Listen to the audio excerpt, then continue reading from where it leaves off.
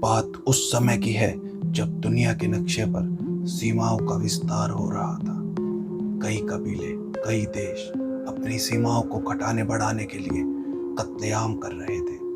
पूर्व में Genghis Khan से लेकर विश्व युद्ध तक मानव इतिहास बहुत त्रासदी देख चुका था। इसी काल में प्रकृति ने भी अपने कई रूप दिखाए। इनमें से एक रूप है विश्व में फैली महामारियां, ऐसी बीमारियां जिसने मानव जनजाति को झकझोर कर रख दिया था।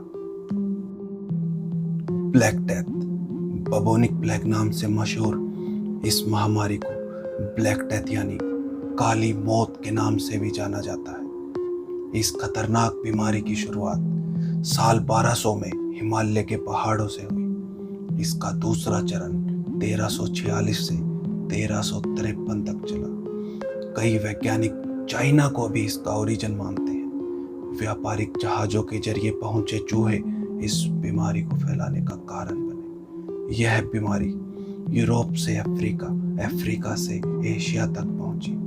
यह बीमारी संक्रमित इंसानों के संपर्क में आने से फैलती थी। इसकी एक खतरनाक बात यह भी थी कि यह स्ट्रॉन्ग इम्यूनिटी वाले इंसानों को अपना शिकार बनाती थी। इस बीमारी ने 7 करोड़ से 20 करोड़ लोगों को मौत के घाट उतार दिया था।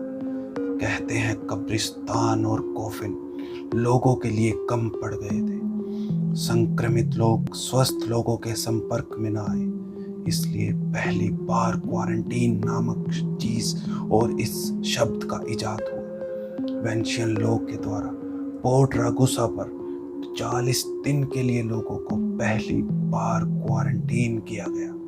इसका कोई इलाज नहीं था, आज तक नहीं है। सिर्फ क्वारंटीन रहना, साफ सुथरा रहना ही इसका एकमात्र इलाज था। क्वारंटीन रहना इतना असरदार था कि रागुसा नामक गांव ने अपने पूरे गांव को क्वारंटीन कर लिया था, जिससे पूरे गांव के लोगों की जान बच गई थी। बीमारी इतनी खतरनाक थी कि यूरोप के 40% से ज्यादा लोग मारे गए थे। 40% से ज्यादा इंग्लैंड के लोग भी मारे गए थे। पेरिस, इजिप्ट और लंदन के आधे से ज्यादा लोग मारे गए थे। कोलेरा 1817 में कलकत्ता के पास से शुरू हुई यह बीमारी मात्र 5 साल में इंडोनेशिया से मिडल ईस्ट होते हुए नॉर्थ अफ्रीका के रास्ते यूरोप तक पहुंच गई। दूषित पानी और दूषित खाने से फैली यह बीमारी इतनी खतरनाक थी कि अगर कुछ घंटों में इलाज ना हो तो एक स्वस्थ नौजवान को कुछ ही घंटों में जान से मार देती थी। बीमारी होने के बाद 2 में से 1 इंसान इससे मर ही जाता था। बीमारी से उल्टियां, सूखा गला और दस्त बुरी तरह बार बार होते थे।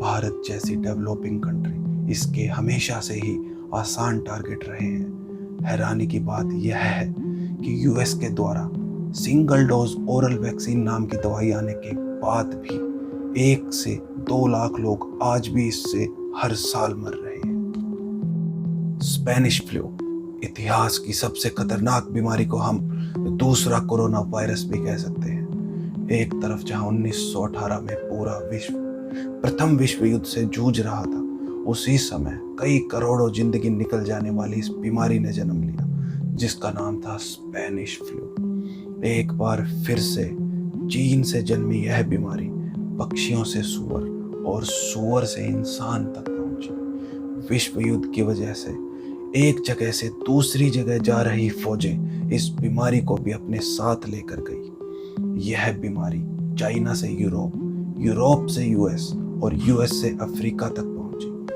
कोरोना की तरह यह बीमारी इंसान के रेस्पिरेटरी सिस्टम पर हमला करती थी। साथ ही कोरोना वायरस की तरह यह फेफड़ों पर भी असर करती थी, जिससे सांस लेने में तकलीफ होने लग जाती थी। इससे बच्चे, बूढ़े और सबसे ज्यादा जवान लोग मर रहे थे। हद से ज्यादा इस खतरनाक बीमारी ने मात्र 2 साल में 5 करोड़ से 20 करोड़ जिंदगियों को अपना शिकार बना मौत के घाट उतार दिया था। आपको हैरानी होगी जानकर कि कोरोना वायरस की तरह ही क्वारंटीन होना, मास्क लगाना, स्ट्रॉन्ग इम्यूनिटी ही इस बीमारी के असर को कम करने का एक मात्र तरीका था। उस समय में भी स्कूल, पब्लिक ट्रांसपोर्ट, थिएटर, पूजा स्थल बंद कर दिए थे, जिससे 50% से भी ज्यादा मौत होने की गति में कमी आई थी। कोरोना वायरस, इससे तो कोई अनजान नहीं है। बीमारियों के जनक चीन के वुहान शहर से इस बीमारी की शुरुआत हुई। जानवरों से इंसान में पहुंची बीमारी बहुत ही ज्यादा खतरनाक है। आज के वैज्ञानिक युग में भी यह वायरस इतना खतरनाक है कि हर रोज पूरी दुनिया में इससे लगभग 8,000 से ज्यादा लोग मर रहे हैं और अकेले भारत में 2,000 के आसपास लोग इससे प्रतिदिन मर रहे हैं। यह वायरस स्पेनिश फ्लू की तरह सीधा गले और फेफड़ों पर असर करता है। खाने का टेस्ट और सूंघने की शक्ति पर भी असर पड़ता है। ऑक्सीजन की कमी महसूस होने लगती है। अब तक पूरे विश्व में 2.5 करोड़ से ज्यादा लोग इससे संक्रमित हो चुके हैं और 8 लाख से ज्यादा लोग इससे मारे जा चुके हैं। अकेले भारत में मौत का आंकड़ा 70,000 के आसपास है। हमें स्पेनिश फ्लू से सीख लेने की जरूरत है, क्योंकि उसने मात्र 2 साल के अंदर ही 5 करोड़ से 20 करोड़ लोगों को मौत के घाट उतार दिया था और भारत में उस समय अकेले 2 करोड़ से ज्यादा जानें चली गई थी।